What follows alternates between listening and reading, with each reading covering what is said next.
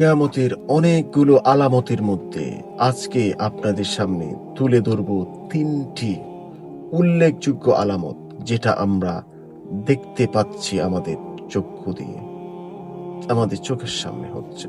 Number 1, Muhammad সাল্লাল্লাহু আলাইহি ওয়াসাল্লাম বলেছেন যে কিয়ামত ততদিন পর্যন্ত হবে না যতদিন পর্যন্ত না তুমি দেখছো মানুষ দূর দূরান্তে চলে যাবে অল্প সময়, মানে অনেক দূরের রাস্তা মানুষ অল্প সময়ে চলে যাবে। একটা সময় ছিল যখন মানুষ যেখানে যেত 1 বৎসর সময় লাগতো, আর এখন আমরা সেটা দেখতে পাচ্ছি মানুষ সেই জায়গাটা 5 ঘন্টায় চলে যাচ্ছে। সুবহানাল্লাহ, 1400 বৎসর আগে। ইমাজিন, উনি যদি সত্য নবী না হয়ে থাকেন তাহলে কে হবেন বলেন? আজকে আমরা দূরের পথ অল্প সময়ে চলে যাচ্ছি। সুবহানাল্লাহ।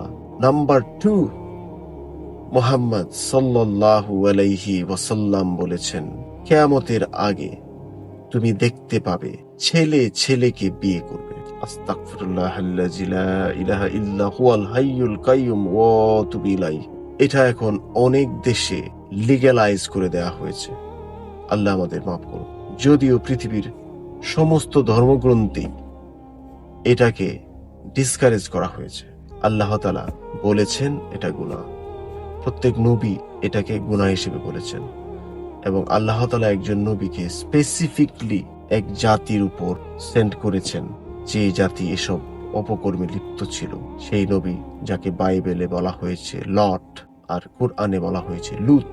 সেটা এখন আমরা মোটামুটি অনেক ওয়েস্টার্ন কান্ট্রিতে লিগেলি, মানে অনুমতি দেওয়া হয়েছে, লিগ্যালাইজ করে দেওয়া হয়েছে। আস্তাগফিরুল্লাহ। এবং আমাদের দেশের যুবকরাও এটাতে ইনফ্লুয়েন্স হচ্ছে। অনেক ভাইয়েরা হয়তো এই ভিডিও যারা শুনছেন তারা মনে করবেন যে এটা কি তাহলে অন্যায় না এটা ভালো কাজ, তারা তো কারো কোনো ক্ষতি করছে না। বিষয় হচ্ছে, একটা ভিডিওতে আগেই বলেছিলাম যে ভালো এবং মন্দ কে জানে? দেশের প্রধানমন্ত্রী জানে?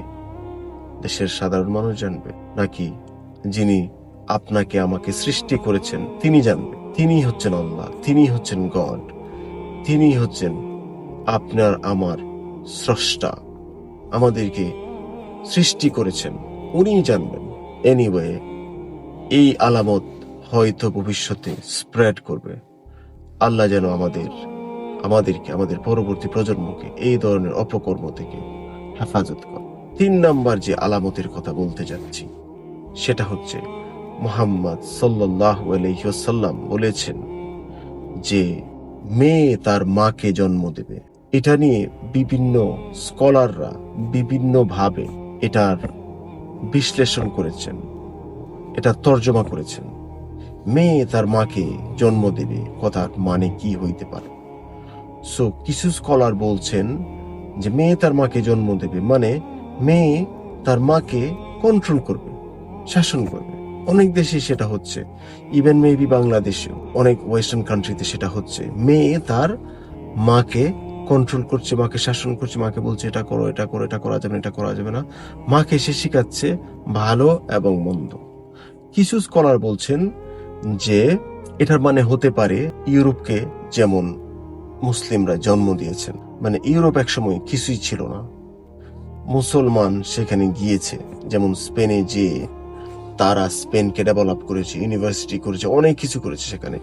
তখন ইউরোপের মানুষ ওইখানে যে পড়াশোনা করে স্টাডি করে তারা কি করেছে, ওই ইতিহাসকে ডেমলিশ করে দিয়েছে, দিয়ে লিটারালি তারা এখন মুসলিমদেরকে কন্ট্রোল করছে অল ওভার দ্য ওয়ার্ল্ড। এটার ব্যাখ্যা অনেক স্কলাররা বলছেন এটাও হতে পারে। যাই হোক, ভিডিও দীর্ঘায়িত না করে 3টা আলামত আপনাদের সামনে তুলে ধরলাম। ভালো থাকবেন। আসসালামু আলাইকুম।